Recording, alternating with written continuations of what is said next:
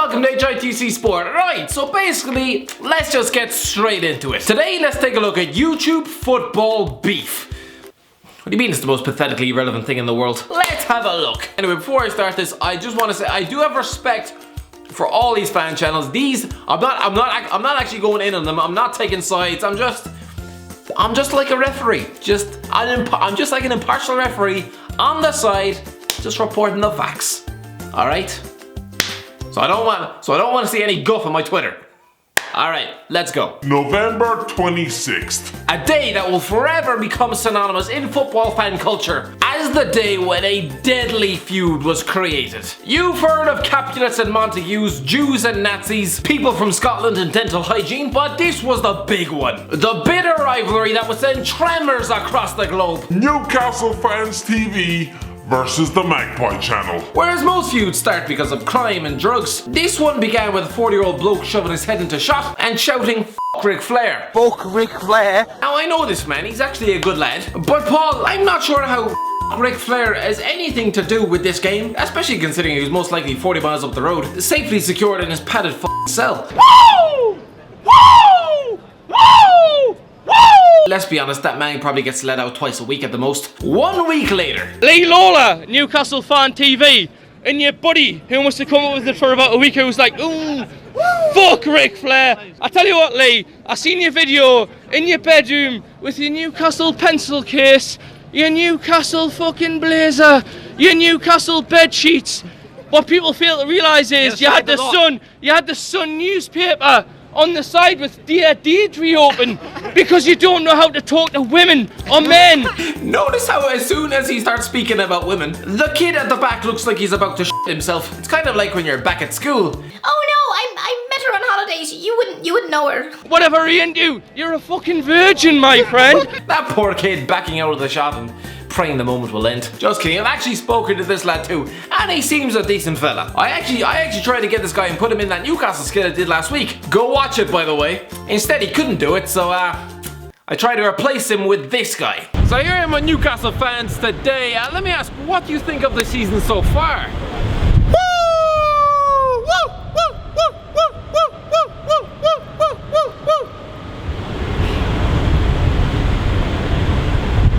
Yeah, exactly my thoughts past me. Exactly my thoughts. Whereas this fella sounds like he's escaped a goddamn mental hospital. Woo! Woo! Woo! Woo! Woo! Woo! This guy sounds more like a porno starring Mickey Mouse. Now, Newcastle Fans TV didn't really respond because, let's be honest, if Lee Lawler bothered to respond to everyone who called him a virgin on the internet, he'd need to employ his own postal service. What other beef was there? Right, there was something between Manchester United's two big YouTube channels last week, Fulltime Devils and the United Stand. With the latter's head honcho Flex, yeah, all these YouTubers just sound like Pokemon characters, seemingly unhappy after the win at Chelsea. Certain guys on other channels, certain guys on like MUTV and that are going to be talking to players in the morning, doing tactical breakdowns and shit like that, feel the need to try and jump in our fan cams and put up middle fingers and stuff. Like, it's pathetic, absolutely pathetic. So who's the culprit? The big bad Housen? Surely not the pleasant Adam McCullough. Statman Dave. Yeah, goody two-shoes Statman Dave. The man who was essentially a walking humanoid of footballing data. A man who probably spent his uni years chatting up girls with a comprehensive breakdown of the 3-5-2 formation, complete with graph charts and notes on zonal marking. But seemingly for 20 seconds, he tossed his librarian persona in the bin and morphed into something out of f***ing 8 Mile. Apparently tossing some fingers up at the camera for some reason. Lads, you support the same club, can't you all just get along? Not that I was alive, but back in the 80s, football fans were essentially having to flock together as a band of brothers to get in and out of stadiums alive, so they didn't get 50 shades of shite pumped out of them by the gremlins masquerading as football fans outside grounds like Millwall and Watford. Fast forward 30 years and we have tacticians putting down his fellow fans with about as much wit and charm as you'd find in an episode of Mrs. Brown Boys. I was sent this on Twitter, my views on Wolves Fans TV. Right, let's just have a look. Thought I'd jump onto Twitter, see what's going on. See the video from Wolves Fan TV has been uploaded by a Otis Field account, which, let's be honest, if you watch the whole thing, it is pretty embarrassing. and now they're trying to bang on about we've got this amount of the views, we get this, we get that. To be honest, if it wasn't tacky, and most of your videos are fucking clickbait anyway, so what the fuck are you playing at? Ash, you asked me to fucking go on there. I said no. You've only got him because I fucking said no, and actually have some self-respect. Self-respect? Then explain that haircut, lad. Short on the sides and a quiff on the top. Did you specifically ask your barber to make you look like a goddamn pineapple? What? Everything that you've done up to this date has been cringe. It's been clickbait. It's been shit. It's just a bit tacky. Damn! Shots are being fired at Wolves Fans TV! How will they recover from this absolute slaughtering? This quiff boy surely can't be allowed to get away with this.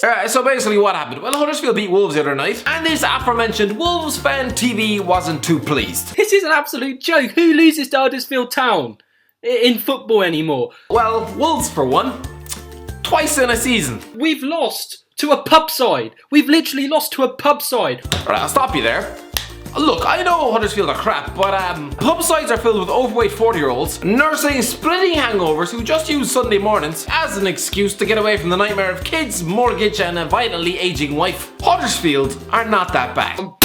Absolutely fuming. Why do you show up against us? I tell you who Huddersfield Town are. They're that kid at school who always wilter away for the more popular kids. Always never say anything to test them. Lie down for them, make their bed if they ask. Laugh at all their jokes. Good, bad or indifferent. Basically puppets on strings with no actual personality of themselves. As soon as somebody a little bit strange comes along, then they act all tough. Piss off, Huddersfield. How dare you? How actually dare you beat us in this league? You have absolutely no right in this league at this stage of the season following your form and your displays, because I've watched your match of the day and trust me, I think you might as well take up archery at times because you couldn't pick up points if it was the last thing you could do. Now he's using archery similes. This is the tamest privileged football rant I have ever heard. It's like someone losing their shit on fucking Sesame Street. You have no right to beat Wolves. You have no right to beat anyone. You should have been relegated already. And I'm very much hope now you go down and you never come back. Is he mental? Anyway, we all know Mr. DT, the man who shot to fame after screaming for the sacking of the club's greatest ever manager, and who has gone on to become embroiled in internet spats nearly every day of his goddamn life. Whether it's comparing Heavy D to a Teletubby or accusing Claude of being a silly old man, he just seems to be at it. Fair play, if that's his bag, go for it. Here he is, launching into a fight with fellow Arsenal fan Mo Haidar, a man who reportedly uses the Greg's toilets in the same way Anne Frank used her attic. Clearly, he's very popular amongst his own fans. You have built your f***ing business, listen to me, built your business on Arsenal losing. So f***ing take that, you f***ing You'd forget these lads support the same damn team, wouldn't you? Then there's Mark Goldbridge, the founder of the United Stand, who seems to have this bloodthirsty rivalry with DT. Here they are going face to face in a YouTube match for the Blood Brothers. And here DT breaks into a short sprint, and now he's because his body remembers that's the most exercise it's done since 1994. Here he is, takes a touch, turns, shits himself, Goldbridge tackles him, DT responds by dragging him to the ground by his goddamn arm. Now we're going to have to sit here for the next couple of weeks and listen to a Nottingham Forest fan that sits in front of a green screen, wanking himself all the time, chats shit about, oh, well, we're Manchester United, we're the greatest team in the world, oh, DT's in my pocket, f*** off, you p***. So here's the thing, it's about 15 minutes after the game. You have just lost at home to Manchester United. Jesse Lingard has just treated your stadium as his own private dance floor yet again. And the first thing out of your mouth isn't about the game, not about the players, not even your goddamn manager. No, it's about some 35-year-old with a fake name stuck behind a desk in East London. Like,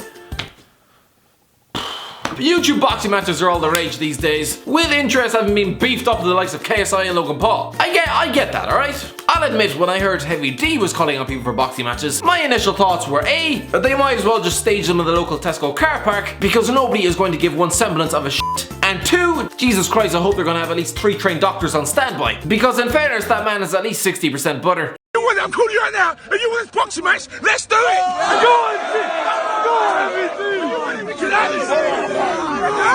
he doesn't want it. Do you want it? Honestly, if there wasn't a football ground in the background, you wouldn't have any clue why they're all there. It's just kind of warped, isn't it? We'll do an end of season boxing match. Done. And yes. You know what? I will fuck your life.